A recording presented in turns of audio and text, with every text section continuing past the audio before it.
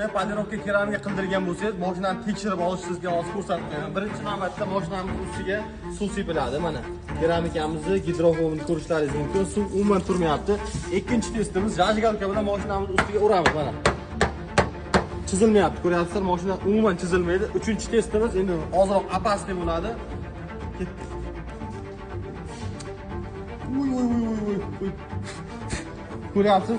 Mashina yonsa ham hech narsa qilmaydi. Qani, bormi? Nimadir bormi ekan? Keramika polirovka qildirgan bo'lsangiz, mana shunaqa testlardan qilib, mashinani qabul qilib olasiz.